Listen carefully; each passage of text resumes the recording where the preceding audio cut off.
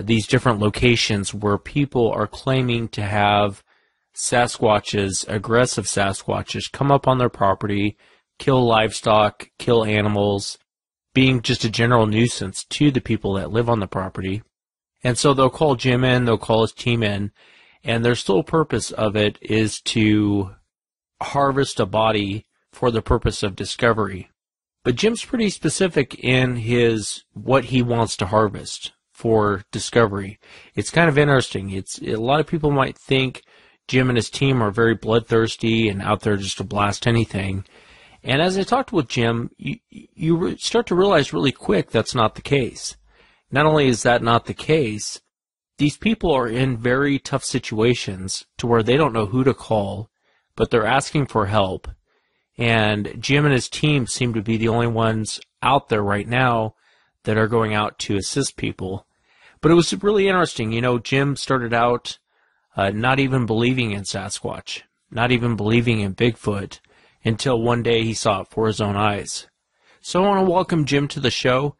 And Jim, let's get right into it. Can you tell me about the time when that very first time when you had an encounter and you realized that these creatures were something of reality? Yeah, it was under my son's feeder. I built him a little tripod and hung a 5-gallon perforated feeder. So when the deer came up and they butted it, the feed would fall out, the corn would fall out. And so we kept filling his feeder up, and we weren't seeing any deer tracks. So my son and I drove down there late that night. I'd say late, probably 9:30 or 10 o'clock. And I had a little old Nissan 4-wheel drive that was real quiet. And when I turned into this field that about a 2.5, 3 acre field that I kept cut, or kept bush hog, about 40 yards away, this creature or whatever was sitting underneath this feeder sideways to us. He was crouched down, had his hands or feet or paws on the feeder, and it was shaking it.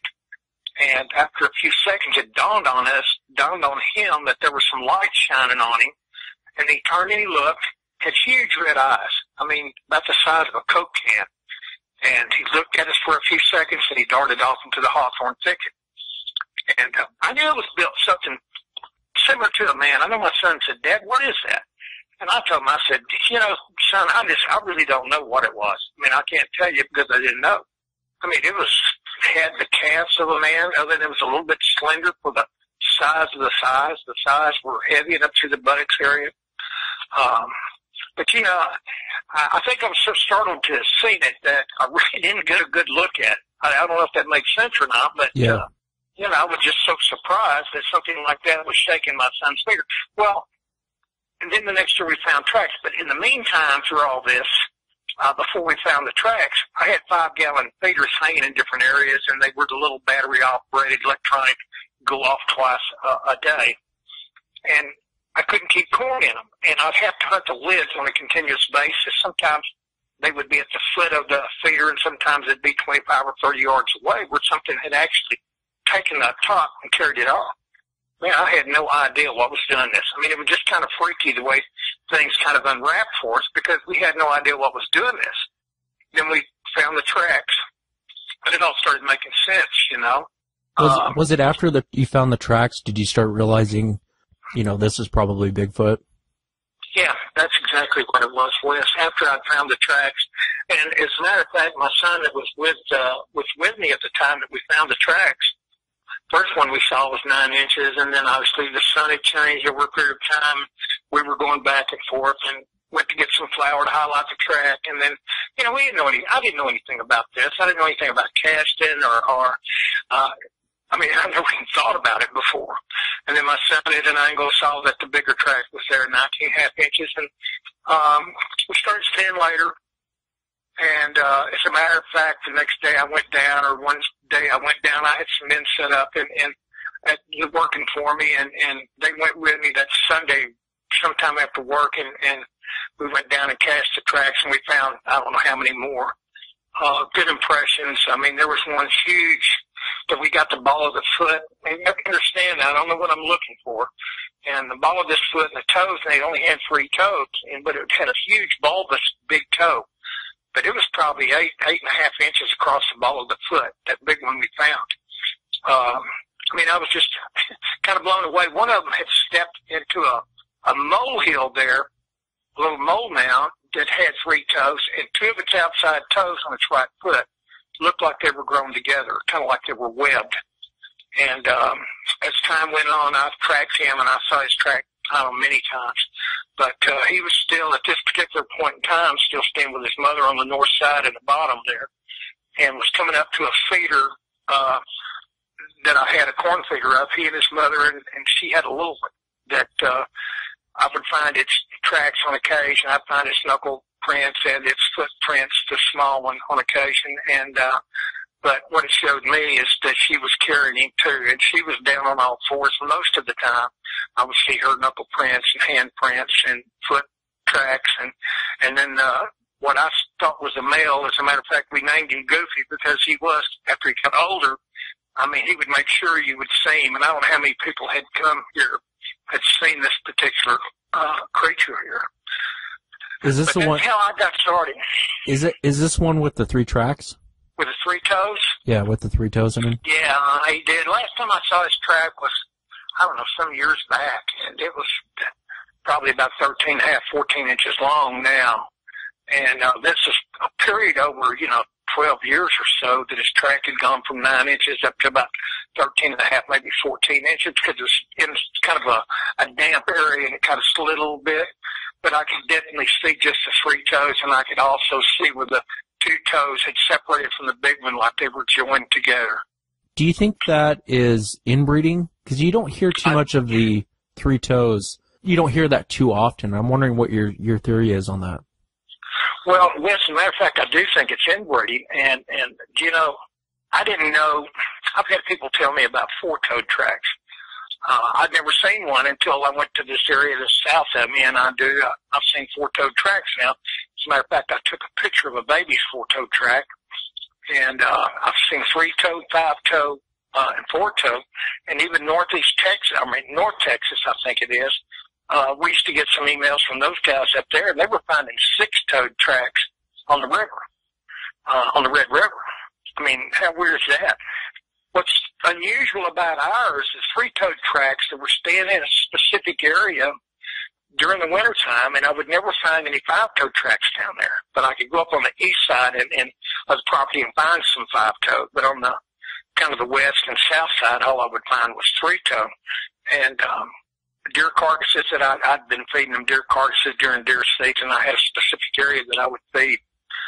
And down in this creek area, we left one, my son and I, and another guy, we'd put one in the creek late one evening, and next day my son went down for some purpose, I don't know, maybe to do something else with the carcass or whatever, but he called me and I went down, and it looked like something took 3 fingers that were probably about twice as wide as 2 of mine together, and it raked brush all over this thing, and this deer carcass.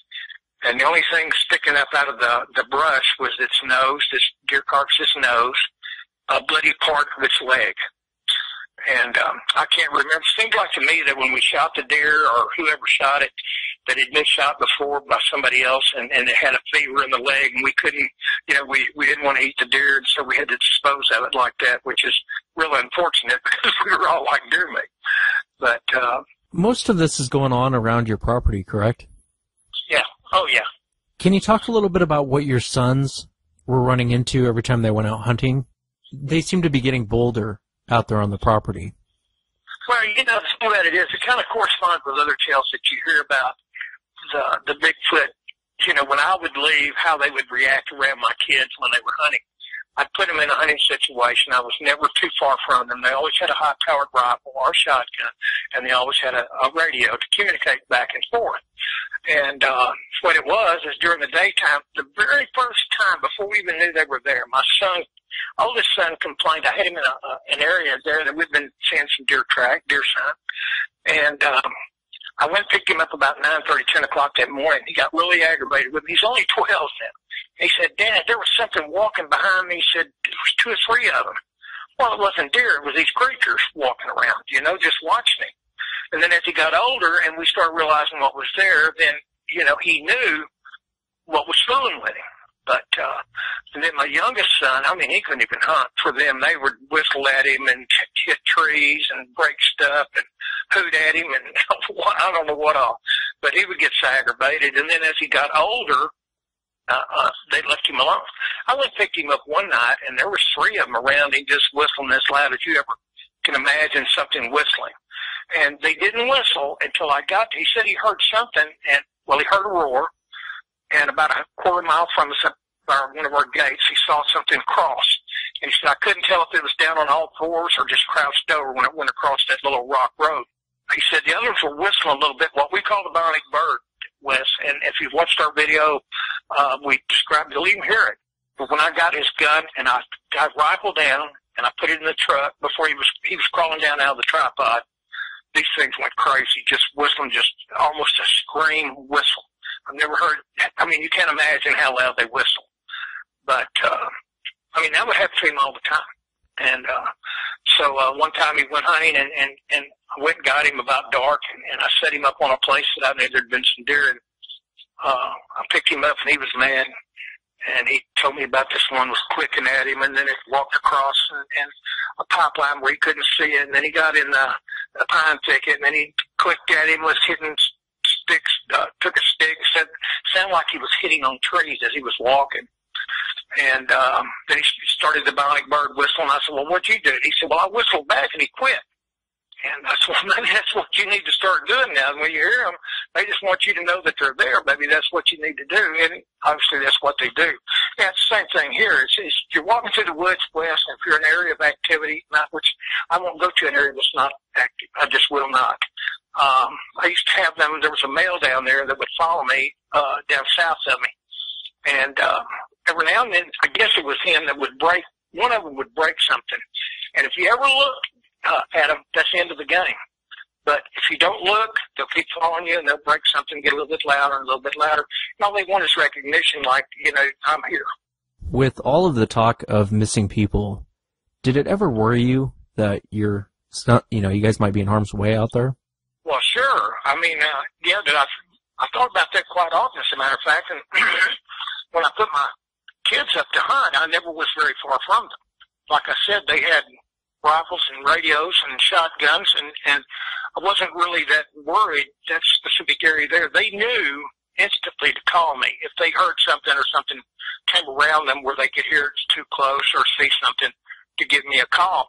I mean, back then, years ago, the internet was kind of new as far as Bigfoot was concerned, and we didn't have the knowledge of, you know, of Bigfoot killing people. Did I think that could happen? Yeah. But did I know it for sure? No. And, but yeah, that gun shooter, I know they'll hurt you. I mean, you get them in the wrong situation at the right time, they will hurt you. Have you ever been in a situation to where you had to shoot one, or you felt like your life was in danger and you had to shoot one, or your kids had to shoot one, just being in a bad spot?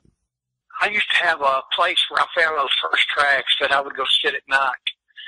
And I assumed it was the big one because I already read him off once, walked up to me, run off. And this was a couple of years prior. But he would come up to me, I'll be sitting on this in my pickup, or standing outside my pickup, and he would walk up to me in this pine thicket. He was in 12, 15 feet from me. He came up to me one night, and he started doing all that real deep breathing and sounded aggressive to me, growling. And I had my shotgun, which I always carried my shotgun with me, and I jacked around it. And it instantly stopped right then. But to be honest with you, if I'd have known whether he was down on all fours or bipedal, I might have shot at him. Because I thought right then, if he would do that to me, then he would do it to my kids. But I mean, he wanted me gone. But it sounded worse than that. It sounded like just in a moment, I'm going to come out there and grab you and pull your head off. But my kids have never felt that I'm aware of, have never been in a situation where they thought that they were endangered. They've been followed many times. They've been screamed at, and I don't know what all, but, had the stench put on them. But, I mean, there's been so many times over the years that I I can't tell you about all the occurrences and sightings and so forth that we've had. I mean, it wasn't every day like that. Sometimes it wasn't even every month. But at times it was just a regular zoo. I know the first time I'd ever heard them communicating back and forth, I mean, it just completely freaked me out. And I couldn't believe it. What did you hear? Was it the gibber? The chatter? Yeah, it was just gibberish. And what it was walking out, went down the bottom to the creek. And they were walking that creek. And they were communicating back and forth. And I could tell that there were at least two talking back and forth or communicating back and forth because of the different pitch of the sounds of the voice. And I used to use some coon urine for a cover scent. And the reason why is because I did smoke at the time. And, of course, they can instantly smell smoke. But anyway, they come up to the coon urine and smelled it, and they stopped. And then this is the first time I'd ever heard clicking sounds. And they started clicking, and then 3 or 4 more come off that creek clicking and came behind me. And I was sitting in a little blowdown where I should have been, and they should have been able to see me there. You know, in the daytime, I know you could have seen me. But I had a dark jacket on, had my shotgun, of course, a flashlight in my pocket, and it just clicked right past me. It just sounded like it was really weird how they did that because it kind of sounded like a porpoise in a way, you know, coming by me. Yeah. And I thought that was kind of weird. But walked up to my truck and didn't think I was ever going to get to my truck because at the time I didn't have this little lane cleared and had to crawl under and over brush. And I thought, God almighty, if they want to get me, they can get me. And then I finally get up where I can see my pickup, see the kind of a moonshine and some light shine and reflect off my front glass. And as I get up to my pickup, I hear something large run off from behind it. So I didn't see it, but I would think it was one of these creatures. And I finally backed out of there thinking they were going to knock my head off because I couldn't. I had to look out the window. I pulled out into the field, and that's the first time I'd ever been roared at. And, I mean, it sounded like an African lion roared at me. And it just went crazy around me. It sounded like I was in a zoo, chimpanzees and all sorts of monkeys going crazy. Have you had a daytime up-close sighting? Oh, sure. I was at my deer stand in a tripod, and I was using a little fawn bleep, hit it 2 or 3 times, and I kicked back, and I was there for about an hour, I guess, and I decided I was, you know, kind of moving this tripod, and it's got a swivel seat, and I turned, and down below me to my left was one of these creatures standing there, and it looked like he's probably maybe 5.5, 6 foot tall, real slender. Hair was parted neatly, had big dark eyes. I didn't remember seeing any whites. The hair was neatly parted, and after I figured that out, it was because of the crease of the skull. It looked at me, and its eyes got probably as big as mine did, because I don't know, it scared the most. And it wheeled and ran off on all fours and made less noise running off than a deer. And I imagine I was probably 12, 14 foot, you know, above this thing, and it was right below me. We had a pretty good eye-to-eye contact, you know. The thing that I noticed about it was, of course, the eyes, but I remember the nose being dark. I can't remember exactly what the nose was, but I know that its cheeks were drooped, both sides, and kind of like Down syndrome. And it seemed like to me they had some wrinkles in them is why I would notice that. But yeah, that's interesting. A lot of witnesses that I talk to, especially down south, one of the things that they say all the time is when they've had daytime close encounters is they'll say it kind of looks like a Down syndrome, a cross between like a monkey and a person, but maybe someone with Down syndrome. I've never had anyone say, wow, they're really good looking. Most people say it's probably the ugliest thing I've ever seen, but they have a Down syndrome type appearance. And I've always wondered, is that because of the eye placement and the cheekbones? And I guess you kind of answered that. Yeah. Well, you know, that's kind of weird. I've never seen anyone, and I've had quite a few daytime sightings. I've never seen one that resembled anything like a human. They all had that monkey-looking face, looked just like, and I'm not talking about a chimp face. I'm talking about kind of a monkey-looking face. And I know that I've seen some that's had a snout, not just like a dog snout or a bear snout, but a protrusion. It's just some weird-looking critters. I mean, They're just really weird down here. These people that actually see some that have like a human-looking face, I've never seen one like that, Wes. I'm not saying they haven't seen them. I just know what I have seen, and I've seen my fair share of them because, like I said, I will not go into an area that's not hot, and people have seen them. And I get down there and I'll poke around, and I have a pretty good idea of what I'm doing, you know, as for them to come check me out. I know how they approach me, and I know how they leave. And if you watch and you know what you're doing, yeah, I get that all the time. People ask me, so well, how do I have a sighting? Well, the first thing you have to do is go where they are. I mean, that's the first thing you have to do. And then you have to know a little bit about what you're looking for, because when they approach you, they walk directly towards you, and when they leave, they walk directly back. And I don't mean walk. They just ease back and forth. I mean, and they're real quiet. If they want you to see them, they'll walk side to side. Because we're used to seeing side-to-side movement, but we're not used to seeing back and forth. And I think if your listeners and they get out in an area where there's activity, if they'll watch them, that's what they do. And then they're not going to come start breaking trees and limbs and things like that unless they're aggravated that you're there. But just for them to come look at you, that's what they're going to do. Yeah, I think a lot of people who say it's more human-like, and like you said, there might be a type to where it's more human-like. I think a lot of people say that because of, you know, when you see something and it's standing upright like we do, and a lot of people say they see the hooded noses, and so it kind of throws them off on what they're looking at. They're kind of humanoid shape anyway, so I think a lot of people think that. But a lot of people have seen them up close, kind of the same way you're talking about, Jim. They say it was more of a monkey-looking face. It was kind of an ugly-looking face. The skin was like leather. The eyes are real big. The nose it's a hooded nose, but it's kind of a broad nose. And then it's usually a wide jaw is what people describe. Another thing, too, you know, they come in all different shapes and sizes, too. Color is not significant. Mine are from light brown to dark brown that I've seen.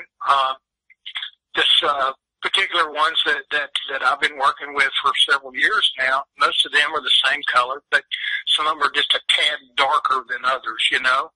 The female is easily tell it's a female. It's just a narrow shoulder type of critter compared to the male, which is much broader. Some of the males are real bulky and where some of the females are maybe a little bulky, but still they're narrow shouldered. I mean, to me, I don't have any problem telling a female from a male. And another thing too, when a female has young, when they traveled, you know, they're usually on all fours.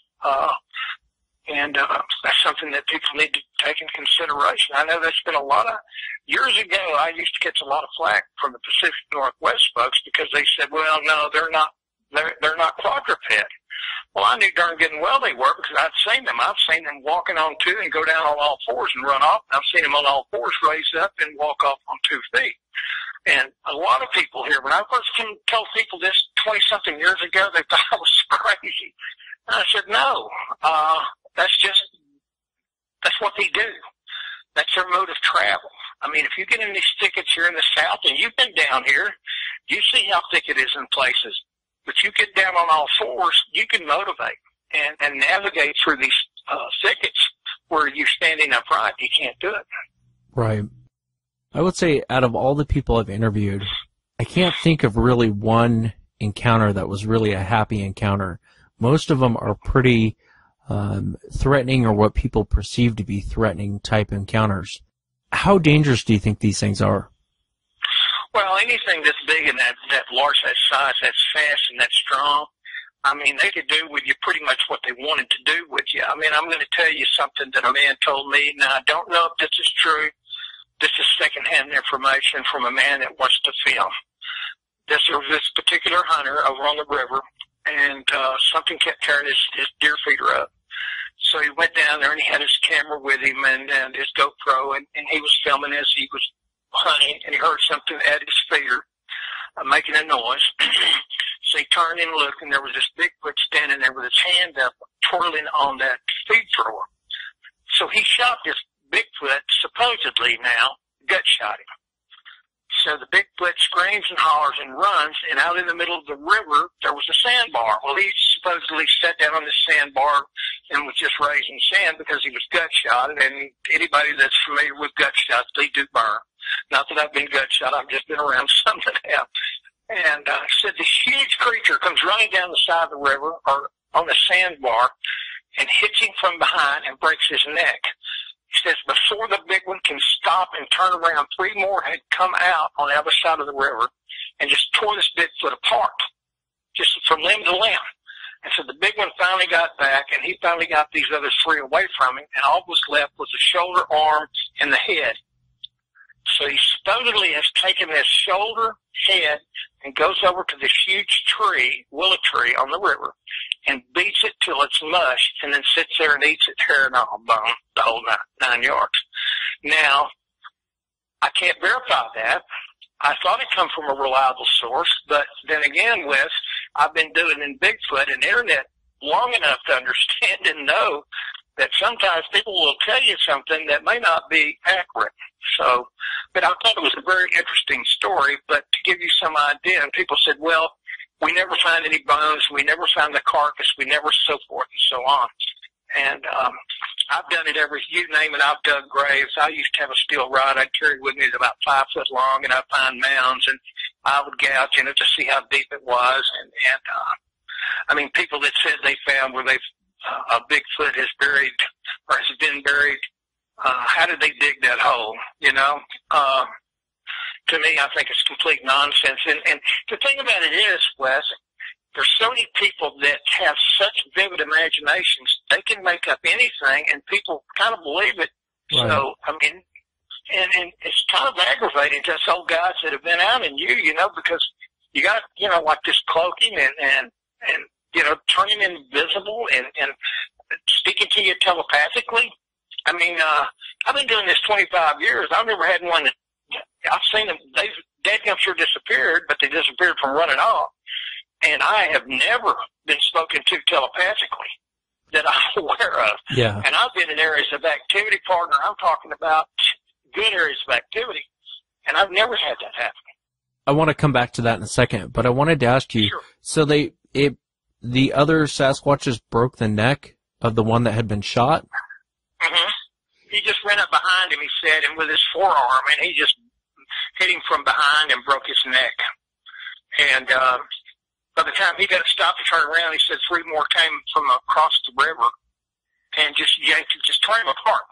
Yeah. And then by the time he got back, there was a shoulder and the shoulder blade and the head left. And he picked that up and went over to a huge willow tree. And down here, we do have huge willow trees on the river. He said he just beat it till it was mush, and he sat there and ate. Yeah. And let me say this one more time. I don't know how accurate this is. This is secondhand information. And as a matter of fact, Bobby and I were trying to buy the video, and we never could get with it, guy. Yeah, it's one of those stories to where, I mean, it's definitely could be possible, you know. That's one of those things to where, why would someone make that up? You know what I mean? Why would you make that up? Sure. Especially a lot of hunters. Sure. Going back to the telepathy and the mind speaking thing, I had a psychologist contact me one time, cause she listens to the show. She doesn't necessarily believe in Bigfoot, but she asked me to call her, so I did. And she said, you know, Wes, when people are talking about the cloaking, she goes, I don't necessarily think the mind-speaking thing, but she goes, when people are talking about the cloaking, she said that, you know, there's something in the brain. You ever been like in a car accident, Jim, and everything seems to slow down around you? Sure. And, I mean, reality is not slowing down, but your brain's slowing things down. And one of the things that she had said to me was, you know, with more people coming forward and claiming to see these creatures, you have this weird phenomenon of people talking about these, you know, the superpowers that they have. And she said it may be more of a human psychology than it really has anything to do with what's happening in reality. She said there's a portion of the brain when you see something and it freaks you out to the point to where you're just terrified. It's so far outside of your frame of reference. She said that the brain will actually do something to make that go away, make that disappear from your vision. And so in your mind, you're thinking, well, that just cloaked, that thing just disappeared, when in reality, it didn't. But I think, that's probably 1 or 2% of people who claim the cloaking. It's usually that's the type of guy that says, "Hey, I got something to tell you, but I don't want you to think I'm crazy." And she says in those situations, it might be more of human psychology, might be more of something going on with the brain. But I think a lot of the nonsense that's going on out there is just craziness, like you do, with the cloaking, the mind speaking, all the superpowers that they claim to have. Well, let me tell you something else, Wes. Down here, they live in holes, okay, in the ground. Oh, and you find these creek beds, and where you find these creatures, that's what they do. They den up in these holes in these creeks. Come on. I mean, these people need to wake up and smell the coffee. Anything that has no tools or no fire and some type of communication that we're not even sure it's a language. Birds even communicate back and forth, and that's what people need to understand, And now they claim that this creature has superhuman type of powers. They don't. It's called your imagination. I mean, you can get out, and if you have any type of imagination, it's like a little child. I can take them out and say, "Hey, look, there's a Bigfoot over here," and they're scared to death because there's a Bigfoot over there, and there's not a Bigfoot. It's just they imagine that. And, what really hurt us, and I'm not trying to kick the DNA analysis and all that, but that was so botched that, it's total nonsense. And the believers want to believe it so bad that, oh, man, this is the greatest thing since sliced bread, and it's not. Because it proves nothing. It can't be replicated. It's poor science. And she needs, or not just she, but the rest of them need to understand. And they do understand that. They know it's bad science. But yet, then again, they hang on, Oh, no, these are some type of human. Well, maybe years and years and years ago, possibly were. If you don't believe in the Bible, then I can understand you believing that. But in the Bible, it tells you in Genesis that God destroyed the earth with water. So Noah actually was he and his family plus the animals were the only one on the ark. Unless Noah put Bigfoot on the ark, he wasn't there. You understand what I'm saying? Yeah, no, and I don't know too much about Melba's study. I've had DNA experts. Did you submit stuff to Melba? Uh-huh. With regard to the DNA, one could argue, and again, I could be way off on my line of thinking here. One could argue that a chimpanzee, or let's take a lemur, because a lemur is actually closer to us. You could take a lemur or a chimp, and if you didn't know they existed, and all of a sudden you start running DNA on them, you could come back and say, hey, this thing's like 98% human. It has the exact same DNA we do. This is a form of human. Now we know that they're not, but what's unique with chimps is we can actually do blood transfusions with chimps as long as it's the right type. You can actually do a blood transfusion with a chimp. That doesn't make a chimp a human. That just shows we have the same type of makeup. And that's what I've always assumed with these things, is that it was the same type of makeup. But one thing that's interesting, you've been doing this way longer than I have, Jim, is you'll find a lot of people who've been doing this eventually go down the crazy route. And I think it's because they can't find answers. The reason they do, the purpose that they do, is that evidence is very difficult to come by. Good quality evidence. So the unscrupulous person starts fabricating evidence, okay? And when they get caught, they get out, or, people say, well, that's not evidence, that's just something that you fabricate, and they get out. I mean, I've known quite a few guys that have done that, but it's difficult. I mean, if you don't know, that's why I only go to areas of activity, Wes, is because the evidence is so hard to find. And I feel sorry for these guys that have looked all their life and never come. John Green's never had a sighting. Never. The Hendon never had a sighting, never saw a Bigfoot. But they hunted what? Most of their life. And it's a shame that it's like that you can do all. It tells me you wasn't in an area of activity, and the people in the Pacific Northwest, I feel sorry for you guys researching there. I don't know how you could see a Bigfoot unless he just jumped out on you. Because when I went up there, that's nothing but a lush forest and mountainous. It's a beautiful place. I can understand why there would be a Sasquatch or a Bigfoot there. I just can't understand how researchers here can actually go and research them and actually have a sighting where it's completely different down here in the South. We have flat land, we have thickets, we have rivers and multiple ponds and streams and creeks and plenty of places to go look for a Sasquatch or a Bigfoot. Where you guys have probably the same, but look at the terrain. Yeah. I mean, up and down. I don't know how you do it. I'll be real honest with you. Definitely is a lot tougher than down south. I guess everything's kind of a balance, though. You know, a lot of things down south will kill you in the forest, unlike here in the Pacific Northwest. It's like when I was down in Texas, which I'm sure it's the same where you're at, Jim. Yeah. It seems like everything in the forest can kill you, and it's just a different world than it is up here because, you know, you don't have the snakes that'll kill you. You don't have alligators that'll kill you. You don't have the wild hogs out running around. You know, you might have a cougar or a bobcat out here, and that's about it. A black bear every once in a while, but all those animals will generally run from you the minute they see you. They generally won't stick around. At what point did you start? I know your new show is called Killing Bigfoot, and I'm on board with what you guys try and do. I think as you and I talked the other day, your moral compass is a little bit better than mine in the fact that you won't shoot a female or a young one.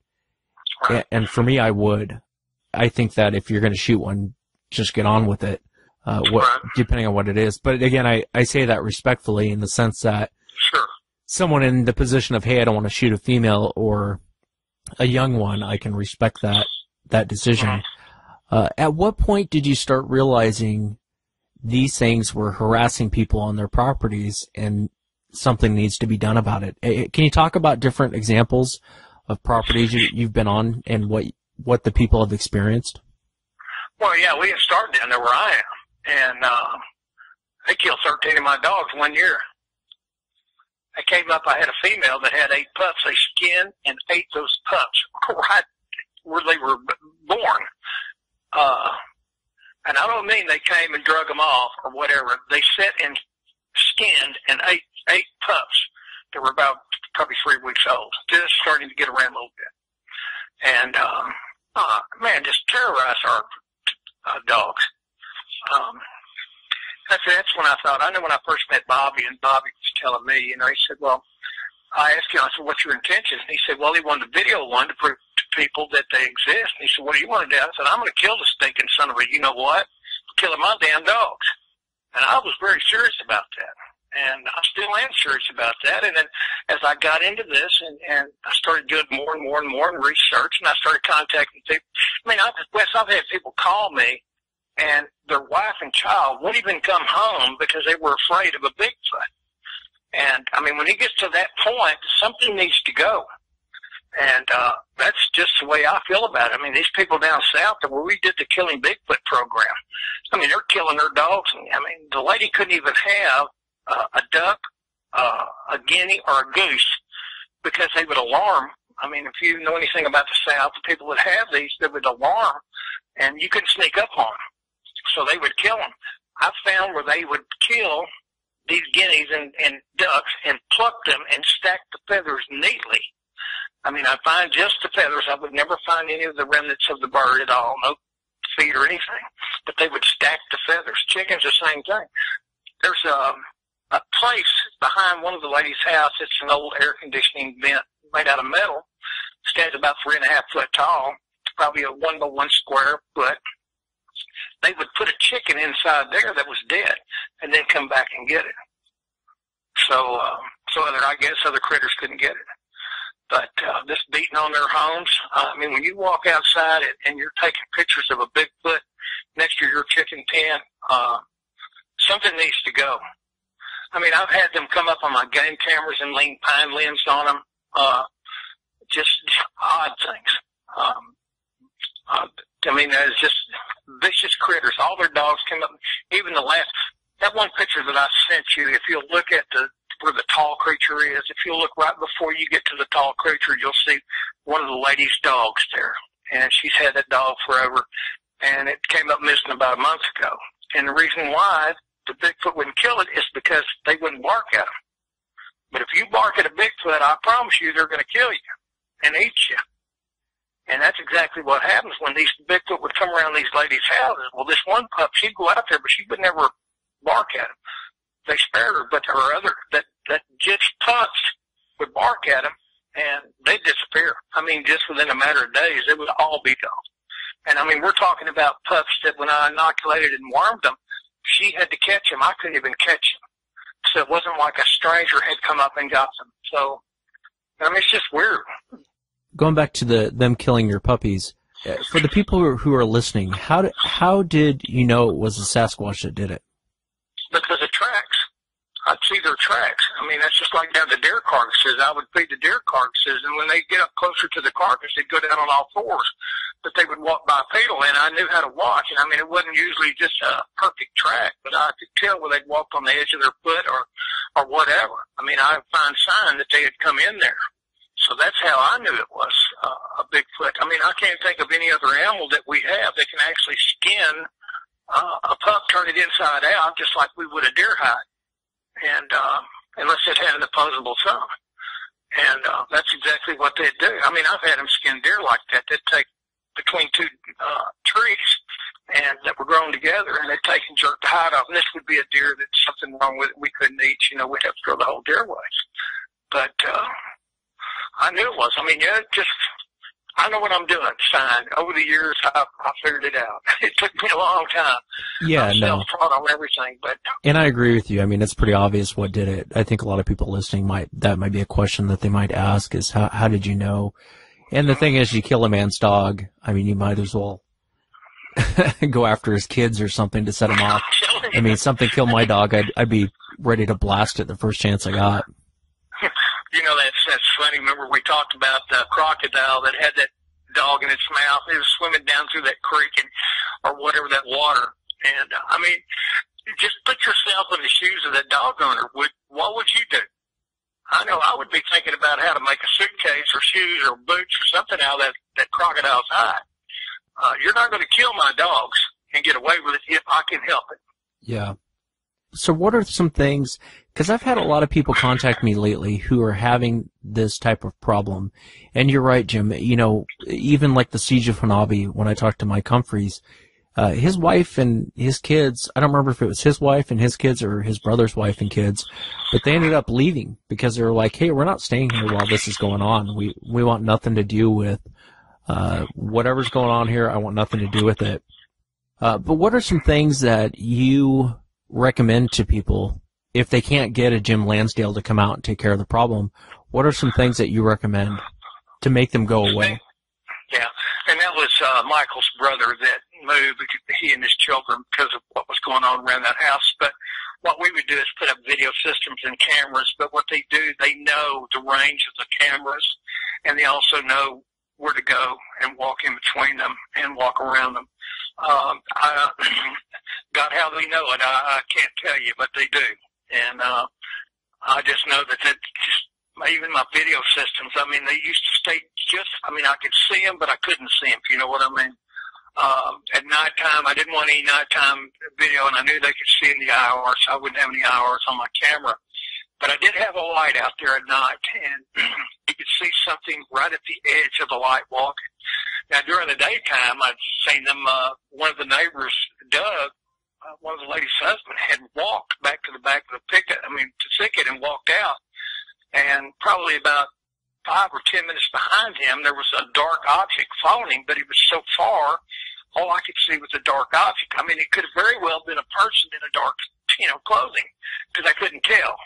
But I've seen some weird things down there, Wes. I mean, visually, I told you that male would follow me. I finally got up close. He didn't get up, but I took my camera, I took a picture of him. I think I put it on my Killing Facebook page. And, but he's in a time thinking he's turned sideways, but he walked upright. He made sure that I saw him. And, he would be the one that would follow me. And I think that's the same one that would growl at the ladies when they would get out of their car at night. And I mean, that's horrifying. When you get out of your vehicle and you're walking, to your home, and you have something that roars and growls at you like these creatures can, it just scares the bejesus out of you, We're not supposed to have anything like that, to do that. And let me ask you a question is why would they do it to those ladies? I mean, there's millions of acres down there. Why would you be right there and when these ladies get out of their car, growl at them and roar at them? and steer them to where and this happens frequently. This is not just one time. They hear them growling all the time. As a matter of fact, they text me, one of the ladies texted me and said, I hear them down on the creek. Well, the creek's a quarter of a mile away, and so you got to be pretty loud to hear them. But she took a picture of one that's with her cell phone. I've been on them all the time, but, who carries a camera with them all the time? But They do carry their phones, and she takes pictures of them on occasion. And I don't know what to tell people.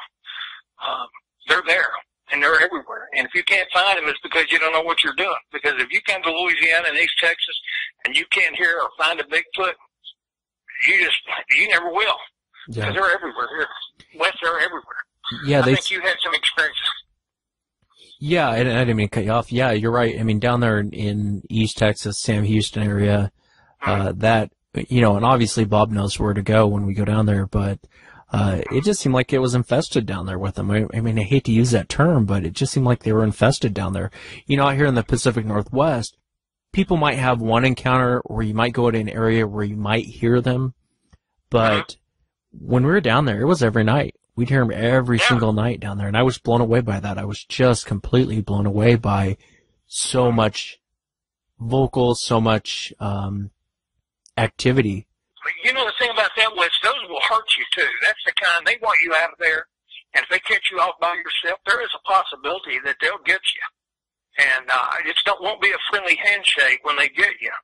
I've been around areas like that, and so I do have some experience for that. And as scary as it is, I'm aware enough to know that. I mean, these people that think, they're little friendly little creatures, and they just want to come up and hug on you. Let me tell you something right now. Folks, you're telling people wrong about getting out and doing this and how to research. Always go armed. It's not just for Bigfoot, but for other critters out there, especially here in the South. And these aren't lovable, cuddly type of creatures. If they were, they'd be coming to your home and you'd be drinking tea with them, a coffee. It's crazy what people think and what they put up. They're having some kind of conference somewhere. And what is this, the meeting of the idiots? And I know I'll probably catch some flack over that, but I don't care. You're teaching people wrong. Yeah. You don't take goodies out and sit it. There's every kind of animal in the world that will eat apples, that will eat popcorn, that will eat anything that you put out there if it's free. And where's your pictures? Where's your photographic proof that you have a big, and I'm not talking about some dark objects stuck off in the woods. I'm talking about where I can just look at it and say, hey, that's a Sasquatch, or a Bigfoot. Show me that, and then we can start talking about, well, maybe you do have something, and I've been doing this wrong. Hey, I've had them for years, Wes. I've had them corn for years and years and years. I find butt marks, tracks everywhere. Sticks in the corn. I take sticks and rip the corn out, I guess looking for a trap or something. I don't really know why, but I've had them for years. And I didn't have any of them come up and talk to me or hug on me or say thank you or anything. Right. Yeah. But yet these guys claim, where's your proof? Show us some evidence or shut the hell up. And you're telling people wrong. And quit telling people that. You're going to get somebody hurt telling them. You go down that area where there's, like Bob has down there, you get down there and start messing around. Okay? You're going to be one of the persons police will be writing about. You're right. People need to understand you're dealing with a wild animal. Let me ask you, why don't you think this has been proven yet? I don't know. We shot one back in 2003, and it's one of these males. There was 3 males that I knew where they bed up. I used to run them off their bedding area all the time. And we shot one of them, and we got blood samples out of it. And this one got a particular area, and he'd been gut shot. I could tell by the mucus and the blood that he'd spit up. And we had it analyzed. And this came back as the same grouping as the chimpanzees, bonobo, orangutan, and gorilla. So it's type A. And that's what we knew about it. So when people say something to me, well, yeah, it may be close to the chimpanzee, but that doesn't mean it's human. It means that it's close to the chimpanzee, or the bonobo, or the orangutan, or gorilla. But these people that want to believe this so bad that they're just really sweet type of creatures, they can twist this into believing whatever they want to believe and whatever the storyline that they're trying to tell. And it's very misleading what they're telling people. It's just like people say, oh, man, these creatures are always nocturnal. They're not. They get around the daytime just fine. The reason they're nocturnal is because we've made them nocturnal because they know we're a danger to them. But my sightings, 90% of my sightings have always been daytime. And they'd follow me through the woods. They'd follow you through the woods. I mean, you guys were down there in these Texas. I'll promise you, they followed you. They knew where you were. I guarantee it. They know when you drive up. Yeah, they know. Hey, you're not going to, that's like somebody drives up in your front yard. Well, you know when somebody drives up, you can hear their vehicle. Well, they're the same way. You're not going to sneak up on them. Now, how do you hunt them is a different deal. And if you'll, I'll not sit here and bore people with how we hunt them, but it's hard to do. You have to set up. You have to know what you're doing. And it's not easy. And you have to go to areas of activity, and you have to go to where there's an aggressive creature, where they're a nuisance animal. And people say, well, what's a nuisance animal? Well, if he kills your dog, your pet, that's a nuisance animal.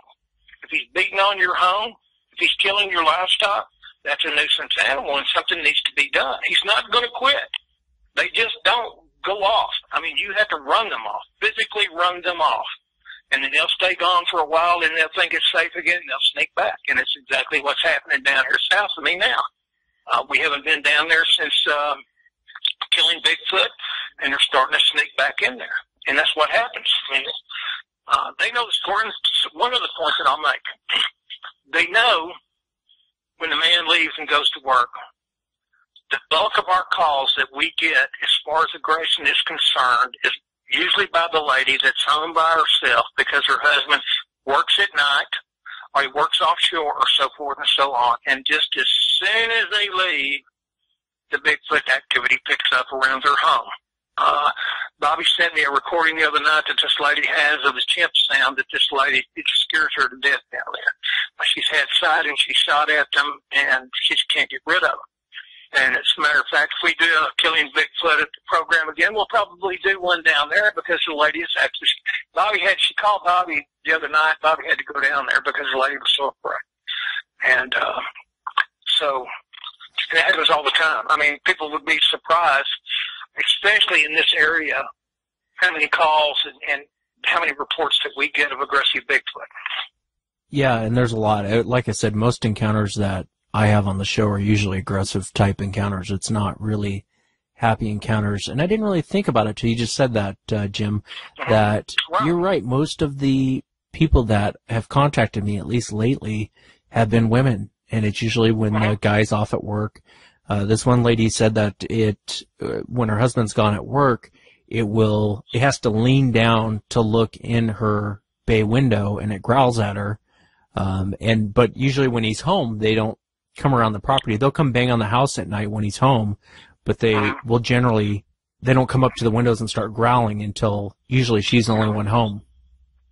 And that's another point that you just made there is that they'll come up and they may beat on the house or peck on the windows or whatever when he's there, but they never leave any sign and you never see them. So you could say, well, was you telling me that somebody was telling me that they thought the house was haunted? Yeah, that was the one. That was that guy. He didn't believe in Bigfoot, and he thought it was haunted until he stayed up one night, and as soon as the banging on the house started, he ran out the front door, and he described it as an 8-foot-tall monkey running back into the forest. But he thought it was haunted prior to that. He thought the place was haunted. And it's really amazing to me, Wes, of how much this actually goes on. And, I have people that will call me, and they'll say, look, you need to call this guy here. It's because he's got something coming up on his porch, and jiggling the door handle or tapping on the windows or whatever. And now, this is in Louisiana, so some of these old Louisiana folks, these old families, they're hard to get in with, and they won't talk to you, unless it's just because they don't want people to think they're crazy is what it is. And so when I call them and I talk to them, the word that they usually tell me is that if it happens again now, I'm going to call you. And when they tell me that, that's just like if you're trying to sell somebody something, they say, well, I need to talk to my wife. You can forget it. They're not going to call you back. Yeah. And that's just the way they are. One of the weirdest reports that I had, there was this guy, he's walking down this dim road, and I don't know why he was walking. He wasn't in a hunting situation, maybe been walking home. But this is a second-hand report, and said this huge Bigfoot just walked front of him and looks down on him and disdainfully, just breathing on him and, like he would really hurt him if he just moved the wrong way. And the man would never make eye contact with him. He said, finally, the Bigfoot stepped aside and walked back in the woods. But can you imagine if that would have happened to you? I remember a report in Alaska, and I think even the Finding Bigfoot people did a thing on it, but I remember reading the report, and it was like a 13-year-old kid that was out hunting by himself with a rifle, and one had walked up on him, and two others walked, and they were surrounding him, looking down at him. Oh, wow. And he never made eye contact. He said he started crying, and then they growled and then walked off. But yeah, I mean, that is strange behavior, almost like it was looking for a fight. Right. Wanting you to do something. Mike Woolley did that report about those two back in 81, I think it was, and Mike's not pretty good, but as a matter of fact, he lives a few miles from him. And he was talking about those two that came up, or actually there was one that came up first, and he said that's what he did. He was challenging Mike. He knew Mike, was in that tree stand, so he knows he's in a hunting situation, but this thing was challenging him, like, shoot me, I dare you. And then the next one came up, and then Mike finally got down and ran and shot and finally got in his truck and left. But he really, in his heart, he sat at my table drinking coffee and has told me that he thought they were going to kill him. I mean, that's what he said. They were going to kill me. And, of course, I don't know what happened exactly other than what he told me, but, I mean, yeah, he had fear in his heart. It gets down to Tug Humphreys, Michael's brother, that shot that one up there. People misunderstand that he didn't go hunting these creatures. They came up in his yard, and people said, oh, well, he was planting this stuff, and deer was coming up there and eating it, and he was illegal. That's a bunch of crap. I mean, what it was, these things had come up, and his daughter had already told him that it seen something at the window tapping on the window. But when he shot that particular creature this night, and this came from Tug's mouth at my place, that the creature came up and was hitting on the air conditioning vents and had a window unit. So he went outside and he had his rifle, and he said he saw the creature. When he walked around, he saw the creature. He said, I was not going to shoot that creature. He said the creature turned and quartered toward me like he was going to come get me. That's when he got shot. Those guys are good guys. I mean, they're good friends of mine. As a matter of fact, Michael spent the weekend with me 2 weekends ago, and we went to the river and we took pictures of tracks down there, and then we went to another place and saw some toe impressions and trails and things, and I found a TP formation. I mean, there's just a lot of things going on, and Mike Humphreys is on time. I mean, he's a good researcher. He knows what he's doing. And Bobby's good. We got a bunch of guys in our group are good researchers, or they wouldn't be with us, It's that you got to have something to bring to the party, I remember when I talked with Mike Humphreys, I was pretty impressed with just his overall knowledge of these things. And there was never a moment where I was talking to him where I thought, this guy's full of it. Everything I felt like he was very truthful on what had happened. And, the Mike Woolley, going back to what you were saying earlier, he's even in my intro. And for people listening, he's the one that says their eyes are real, real evil. That's actually Mike Woolley talking about his encounter. I wanted to ask you, what do you think the government knows they exist? And B, why do you think they're covering it up? Well, yes. I'm pretty sure that they know. And the reason why they'd cover it up is because of religion, the timber industry, and then obviously the outdoors industry, fishing, hunting, boat sales, whatever. And because remember how they shut the harvest of trees down in California because of the spotted owl? Yep. And just think if they found something that was bipedal, what they would do. And see, and that's the point. They know. Yeah, they know. And have been knowing for a long time. And that's the reason why they don't want it out, is because of that, because of the industry, the timber industry and religion. I mean, can you ask a preacher, any preacher, can he tell you what a Bigfoot is? And, I mean, the only thing that comes to mind to me with their dog is some type of demon. And that's what they would tell you. The guys that I've talked to, the preachers that I've talked to, because they couldn't, it gets back down to the Bible and Noah and the destruction of the world with water. And I mean, that's the way it is. And that's how they explain it. Yeah, I think a lot of people think that they're the Nephilim out running around, and Sure. I just don't. Like I try and tell people, what I saw was a wild animal. Going a little bit off topic, you guys have what people call the Dogman down in that area.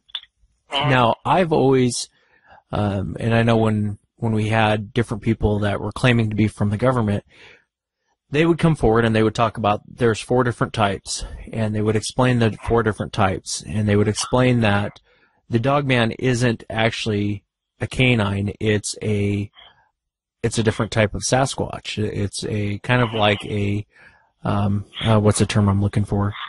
Baboon, or, a baboon kind of has a snout, Sure. and it's a little bit more aggressive. But when I was down in Texas, I talked to a few witnesses down there, and it is, you're right, down south, it's hard to get people to come forward and talk. But one of the guys was telling me about this Dogman encounter that he had, and it was a very legitimate, credible witness. And he flat out told me, he goes, Wes, I don't think this is what you guys think is a Sasquatch. He goes, I think it's something different. I think it's something, he goes, because what I saw was more of a wolf type head, had a black tongue, and he went into full descriptions on what he saw. He described it having a black tongue, kind of a black mouth, smaller eyes. And what's your take? You're kind of in the heart of Dogman territory. What's your take on what you think that is?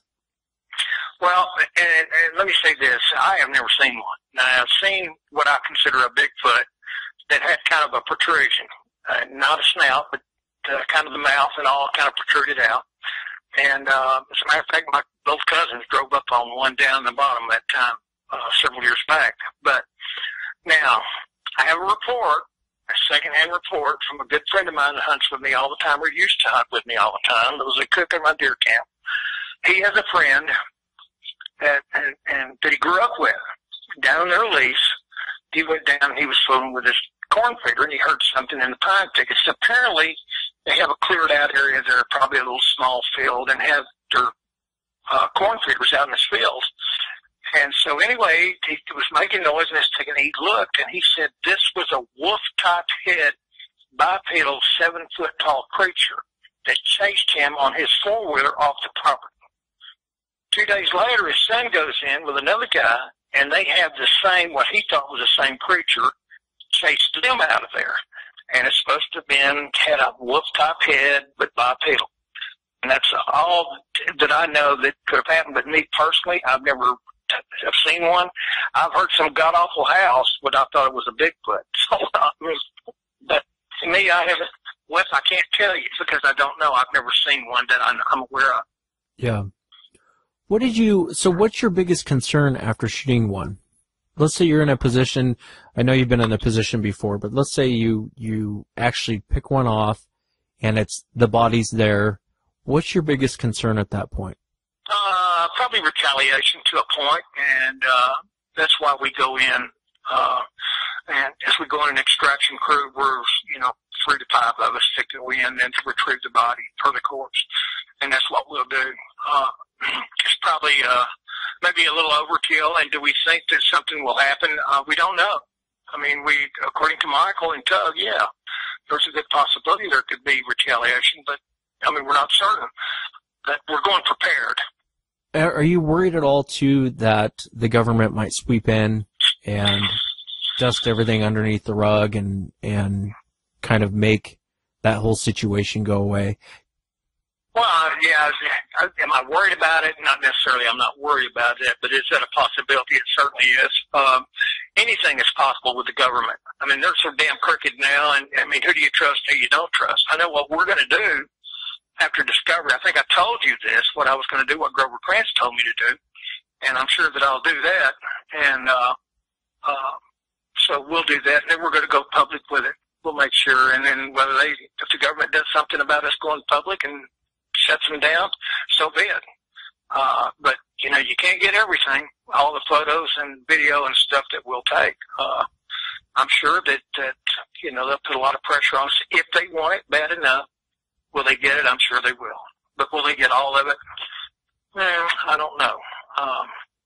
But the government, there's a lot of different ways. I had a lawyer friend, and he was an excellent defense attorney, but he got this guy off for, he's a big dope dealer, and he got him off for just, they put a tag on his plane or something, and it's illegal, whatever they did, and he got him off of that. And the IRS got on this attorney for 5 years because he got this guy off, and that's how they got even with the attorney for 5 years. I mean, they were in and out of his office, making him bring their files to their office, or they were going to his office. But does the government have ways of getting even? You bet. They can do with us whatever they want to with us. You can't make deals with them, or you can. It's difficult to do because if they want you, they're going to get you. Killing Bigfoot. Now, what's going on with that show? I saw one of your episodes. I thought it was pretty good.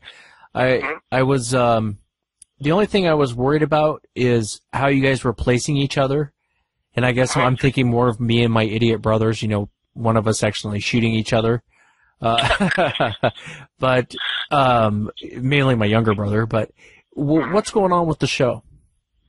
Well, the show we're gonna supposedly start again in May, and we've got a meeting that we're going to go to in May in Mississippi. So apparently we're going to do some filming there. As far as me placing the hunters up, that's my job, and I do that. And, yeah, in the show, it shows us going out as a team, and we don't go out as a team like that. We go out individually. I put the hunters in specific areas that I know that we've had activity, and they're far enough away they can shoot at each other all day long and never hit each other. It's very safe. I've been doing this for years. For Bobby and I've been hunting for, God, I can't believe, probably 20 years, 19, 20 years. We've never had an accident. We go and pick each hunter up after the hunt. We stay in contact. If they need to contact us, they have a radio. So we know to go get them to extract them when they need to be extracted.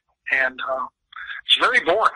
Hunting is very boring at night. I mean, you're sitting there, and then, of course, you have the unknown, but still, you're there, and it's boring to sit there, 7, 8, 10 hours. Yeah, it is. It's kind of like fishing. Fishing is a little bit overrated, you know what I mean? Well, yeah, if you don't catch anything, it's tough. I had an attorney, well, actually, he was a judge from South Texas at a food plot of mine. He watched what he considered too female and too young, eating out of my food plot for over 2 hours on his thermal. And he didn't even know he had a recording type of thermal. He had borrowed the thermal.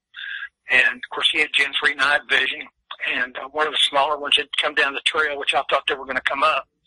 And they came from the south trail instead of the west trail. And he watched him, and he said he sat down side of his butt. He's a real slinger. Scratched himself like a monkey just all over. When he returned back to the food plot, he walked on all fours. And which is, we know that all the time. We know that. How the female and the young, they're going to be on all fours most of the time down here.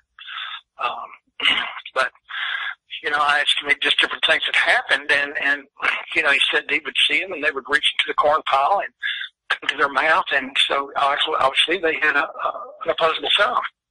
But the next ones that I've been seeing there, and at that food plot, they'd whistle when I'd go in there, and they'd whistle back and forth and let each other know I was in there. Now, you didn't do it all the time, but a lot of times they would whistle. I had the stench put on me 2 or 3 times, but that would be by a male. I don't think it was a female that did that. And just really weird. It had a lot of activity in that particular area. When I put my camera system there, it was really weird. I had some old freezer burn deer hams I took down there, and then I had them laid in a line where you could see them with my camera. And the camera comes on, and there's only 2 hams left, and the camera comes back on, there's just one, and so forth and so on, and now there's no hams, and this is daytime. So I walk in there, and 2 of the hams are gone, and the other ham that I found is out of the range of the video, but had a bite mark, clearly a big bite mark out of it, just like a human, or any animal that's got a monkey, whatever. And I don't know if it was just so rancid they couldn't eat it, or I spooked them off, or whatever. But I never got any video down there. And that's when we decided, this was years ago, that's when we decided they could see in the IR. So what you hear about people saying, well, we know they can see in the IR, that came from our trial and error from the DCBRO. We set up this camera system, had a tremendous IR. It's 960 nanometers. So, I mean, it was completely invisible to us. But apparently they could see it. The coon, I know, the raccoon would come up, and they'd put a food plot, and a lot of times they would look up at that IR. So it's just not the Bigfoot they could see, and the other animals could see in the IR as well. Let me ask you, Jim, are you opposed to shooting one just to shoot one? Let's say we were in an area to where we knew there were, would you not, let's say it's not a nuisance animal or anything that we know of being a nuisance animal, would you, and I'll preface this by saying, and I know I'm going to piss off a lot of people by saying this, if I was in a position to where I could shoot one safely and I knew I could get it out, nuisance animal or not, I would take the shot and I would bring it out. Are you opposed to that, or are you mainly trying to stick with the ones that are causing problems? You know, I would much rather stay with the male animal that's causing problems, and let me explain to you why. First, I don't want to kill a breeder, which would be the female, okay? I mean, when I kill her, I'm killing at least 2, maybe 5 over a period of time because of breeding, okay? And if I kill a young one, I don't know if I'm killing a male or a female, so it gets back down to the breeder. Okay, and then if you kill a young one or a juvenile, all of a sudden you went from a hunter to a killer. And we're not out just to kill a Bigfoot. We're out we want to prove discovery by a male animal, because there's no doubt in your mind when you look at him and you see the tools that he carries what he is. And that's what we want. We don't want a little baby there. And, you know, it kind of reminds me in Deloitte, I know you've seen that before. Yeah. And that's what a little one would look like.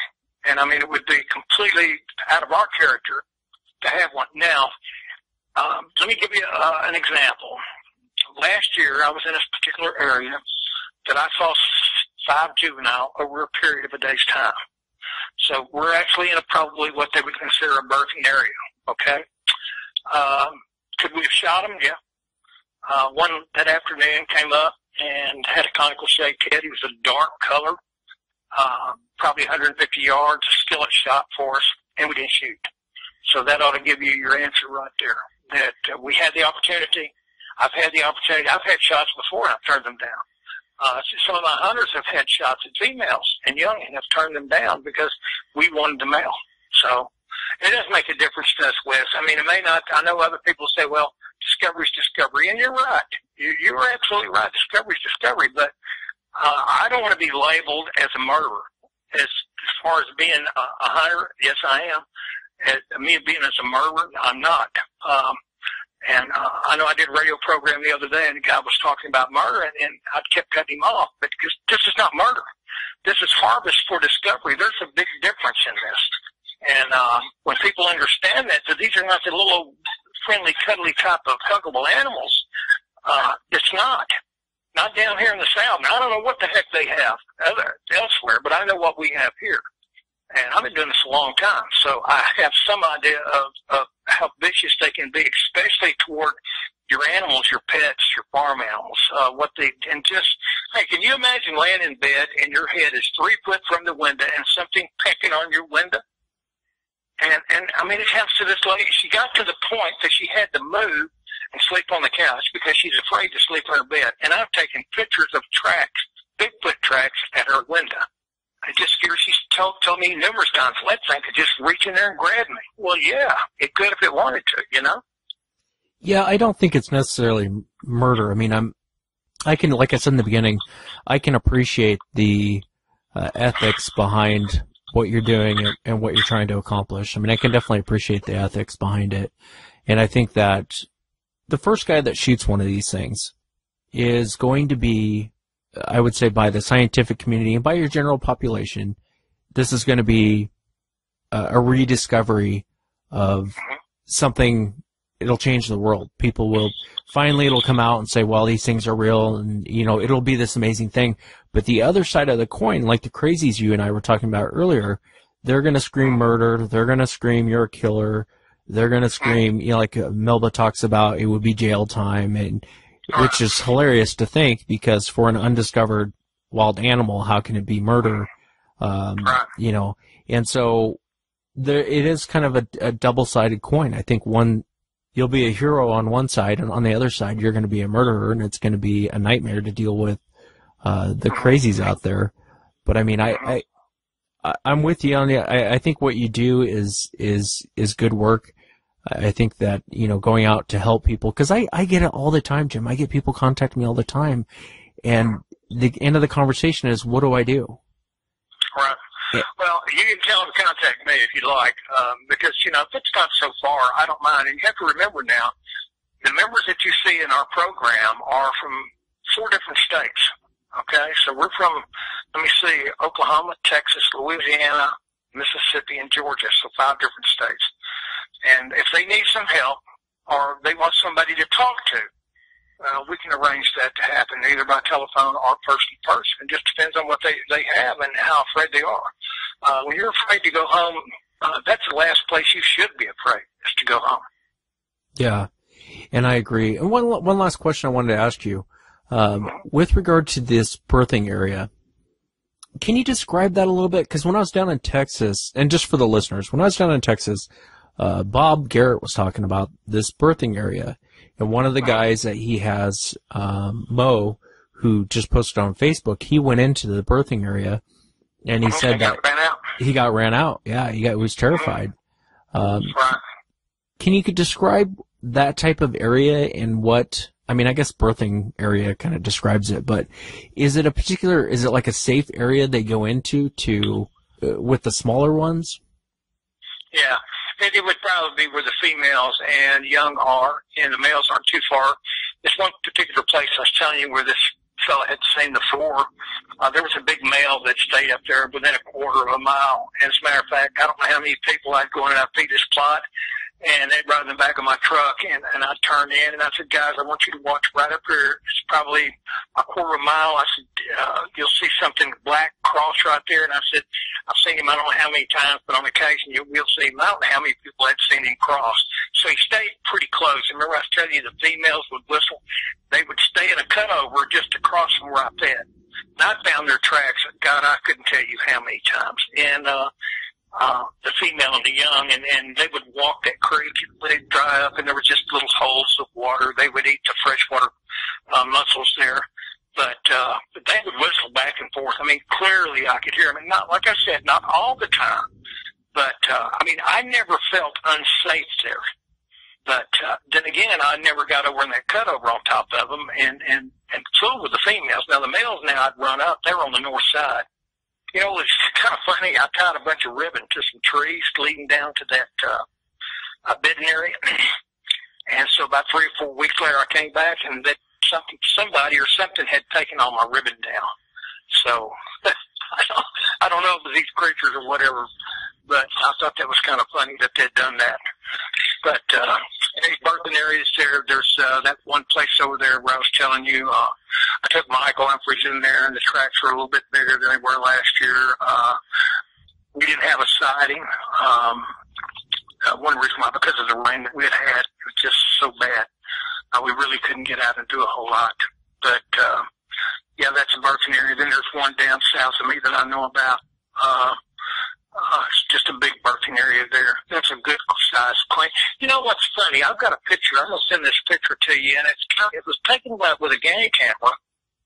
And the point about it is, it shows this female carrying one that looks like a pretty good-sized juvenile. And you can look and see his leg is just dangling there. It's a real small leg. And so, I was talking to some of the guys, and I said, well, maybe he's just crippled, and maybe the mama and the whomever the clan carry him around. And my buddy Don from Mississippi said, well, did you ever think about this? Maybe that one's dead. And I guess it's a possibility, but I'll send you that picture, Wes, and let you look at it and see what you think. But it's pretty interesting there. But I'll show you one of the females there. You can see her that she's one of the ones that tripped the camera. And that's the one I call Big Nose Kate. I've seen her I don't know how many times.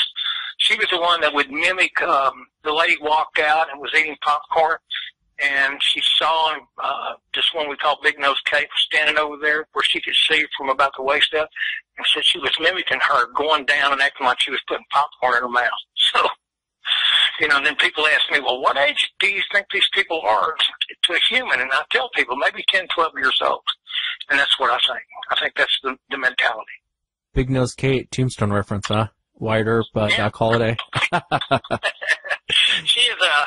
she's got her nose. Her nose runs a little bit higher up on her forehead, and that's what it is. I mean, it's not that it's so huge, but it's just that it runs a little bit higher. I mean, some of the things that I've seen on some of them, some of their noses are a little bit lower between their eyes, some are a little bit higher. Some of their eyes are sunk back a little bit more. Yeah, have you experienced or have you heard anyone else talk about, even Mike Humphreys talked about this, but have you experienced to where they will seem to mimic people? And what I mean by that is sometimes people will say, hey, I'll go out and call for my dogs at night. And then pretty soon off in the forest, they'll hear that same call coming from, I've heard it like a deaf person talking. I've heard it's a little bit off, but it's they're mimicking what they're doing. Have you heard that? And then what's your take on that behavior? Well, I did, as a matter of fact, in an area that years ago, my son Josh, but I had a field, same place I had the first sighting, and I'd stop in this field and I'd cut me a little hole through the brush where I could actually sit in my pickup and watch this field. So I've been cutting a hole in this brush, and it's only about 2 o'clock in the afternoon, real hot, and I had something holler out Josh at me. And, I mean, I was by myself, so I hadn't mentioned Josh. But something darn sure screamed out my son's name. And I stopped, and I looked, and I walked out, and I walked up and down the road. I didn't see anybody. I didn't hear anybody. You know, it was hard to get down there to me without me being able to hear you if you were driving. But that was my one experience with it. And it definitely said Josh. So, and I don't know what else it had to have been. It had to have been one of these creatures. I don't know what, who could have been. I was down there by myself. Do you think they do that to draw you out into an area? Because I'll give you an example. I know, maybe not your specific area or your situation, but I've talked to witnesses in the past to where they felt like they were being lured out, calling for their, like mimicking them calling for their dog. Well, it's a possibility because I had a lady at deer hunt with, and several different stands I'd put her on. They're, half a mile apart. She'd have this, like a baby crying. I'm thinking, she never saw any deer, but she'd always tell me, 2 or 3 times she had heard this baby crying. Not every time, but 2 or 3 times she had heard it. And she was asking me, well, what is that? And I said, well, what does it sound like? She said, well, it sounds kind of like a baby crying. And what it is, it's these creatures, and if you recall, some of the Native American tales were like the Bigfoot would act like a baby crying, and when the lady would go check on her, well, they'd kidnap the lady or whatever, So, I mean, that's a possibility there. I've had chimp sounds down here with these creatures all the time. I mean, they sound just like a chimpanzee at times. As a matter of fact, my uncle didn't even know anything about a Bigfoot, and he told me, he said, there's peacocks down on that 1,500 acres. And I said, well, Uncle Lynn, I've never seen a peacock down there. And what it is, it's these creatures with that primate scream. And he was hearing it, and he was thinking it was a peacock. But yeah, there's so many weird elements about these creatures, Wes, that, I mean, we could talk about it just 24/7. And I mean, from being a vicious creature to what some of them are, to being, very docile and leave you alone and run from you and so forth and so on. The bedding or the birthing areas, they have them, and I think it's just a female, but I think there's males not far away. I think you ran into that when you got into an area and was probably bluffed a little bit. Well, bluffed a lot. Yeah. I mean, they'll bluff you, and that's as close as I came to shooting that one that time. If I'd have known he was bipedal or quadruped, and that's what he was doing. He was bluffing me. He was pressing my little button is what he was doing. But get down to a phone and tell you one more. It's about Goofy. The reason why we named him Goofy, because we would see him, And last time I saw this rascal was some years back, and they were fracking a well down there. And just making a lot of noise. But he was probably about 50 yards from me into this thicket, but he was standing in an open. He broke a tree, and he was standing sideways from me. And I looked at him. When I looked up, I could see him. I was at one of my cornfields, and I looked up at him, and I saw him, and he turned and looked at me. It's like, hey, here I am. But he did it on purpose, the point being. Because had he not, broken that branch of that tree, I would have never looked up. And he was kind of standing there in the opening, and, I could see him pretty good. I'd say probably 80% of him anyway. But he turned and he looked at me. And he didn't turn his body. Standing sideways, he turned his head. And do they have a neck? Yes, they have a neck. Okay, they're just bowed up. They don't look like they do, but they have a neck. I got a good one for your show. There is an area over there that Bob Garrett was telling me about, and it's down this road, and Bob confirmed that it's a pretty hot area, but it's kind of out in the middle of nowhere, and it was actually flooded out when we were down there. Texas had a bunch of rain the whole time I was there, but and the road had gotten flooded out, but he was going to take me there, and what it was is it was a Hells Angels bar. The guy that owns it is the Hells Angels, and Bob says you go in there and everyone's got skinheads and, you know, all tattooed up and they're all Hells Angels in there. Well, the odd thing about the bar is people don't ride their motorcycles down. It's kind of a lonely road heading to this bar. And after dark, guys won't go down this road. I mean, these are Hells Angels. They won't go down this road after dark. And the reason why is a lot of these guys have been yanked off bikes. One guy had been hit in the head with a rock as he's going down the road. And the guy, he refuses, you know, it's a biker bar. And after dark, he's there in his car. He refuses to go down that road after dark because they've been attacked so many times coming down this road. And all the guys know that they're there. It's pretty, you know, they talk about it like they talk about wild hogs out there. They talk about these things like they're wild hogs. And, you know, it's one of those things out there to where it kind of sounds like they were a pain in the, you know, the Hells Angels guys, that these Sasquatches were just a pain in the ass to deal with because they harass them the whole time they go up and down this road. You know, it's funny, too, because what it is, you can tell the difference in a motorcycle and a car. Now, whether they would harass you if you were in a car or not would be something I'd like to know. But, I want to get some of that information from you and what area that is and maybe get with Bob. Or you can tell me, and we'd go in there as a team and just kind of smoke this place over and see what's going on. We throw back, and it's not rocks that we throw. So yeah, yeah. Well, I guess they've done that. I guess these guys have actually shot at them out there in this bar. It's kind of a weird story because this whole area, and Bob was telling me the history behind that area. You know, and he's been down that road many times. He's been off in the woods in that area. And he told me, yeah, it's a very hot area. And for whatever reason, motorcycles seem to piss these things off.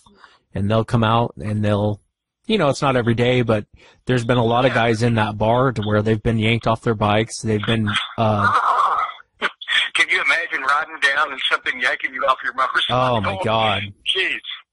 Having a rock come flying out, you know, when you're on a bike. And one guy got knocked off, got hit in the head. I guess he ended up in the hospital, got hit in the head as he's going down on his bike by this huge rock that just came flying out of the forest.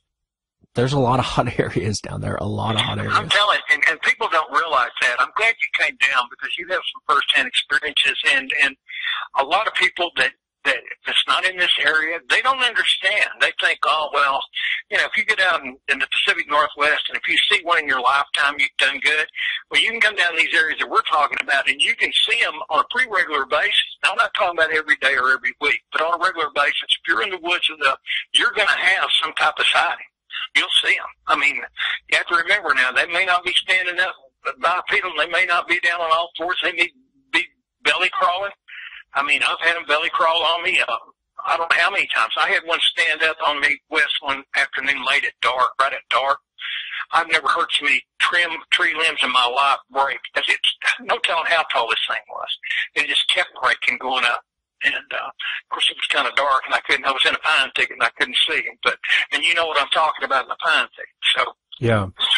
Yeah, you're right. And it is one of those things to where I think a lot of people listening to this might go, oh, come on, you know. But you're right. Down there, that whole place is infested with. The South is very infested. And what's funny about the South, too, and you mentioned it earlier, Jim, is a lot of people won't come out and talk about it. Up here in the Pacific Northwest, a lot of people are more apt to talk to you about it, and they're more apt to describe what they've seen.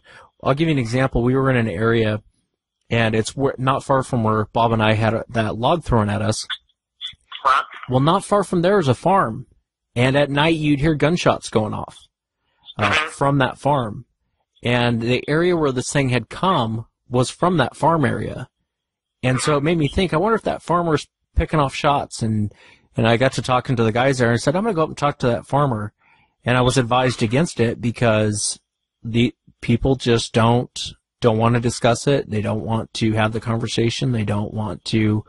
But the few people that you do talk to will come out and tell you, yeah, they exist. They're all over. You know, we hear them all the time. We run into them all the time. And it sounds like crazy talk until you go down there, and then you realize, holy crap, this whole place is infested with these things.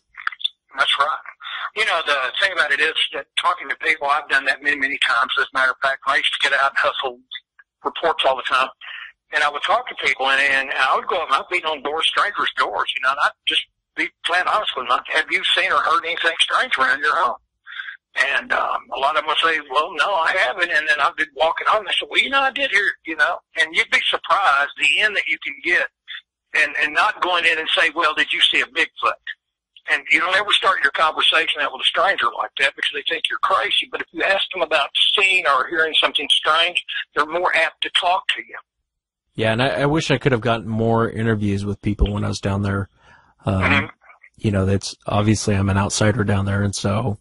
Yeah, you're a dadgum outsider. I'm a Yankee coming down there, you know what I mean? Yeah, no, you're not even a Yankee. You're a left coaster. Yeah. So. Well, Jim, it's been a pleasure. I mean, I can't thank you enough for coming on, and I had a great time talking with you. I appreciate. I'd love to come down where you're at and go out with you guys sometime. I think it would be the thrill of a lifetime. It was a thrill of a lifetime going down with Bob and sure. His whole group. Oh, anytime we need you, when you come down, I want to go to the Bikers Road. That's where I want to go. And let's get out there and have some fun. So, yeah, I'm all for it. Like I said, they start throwing, I start throwing, and I throw a lot faster and more times. So, but anyway, I've enjoyed this, Wes. And anytime, you know, you need me or something, pick up the phone, give me a call. Thanks, Jim. Have a great night, everyone.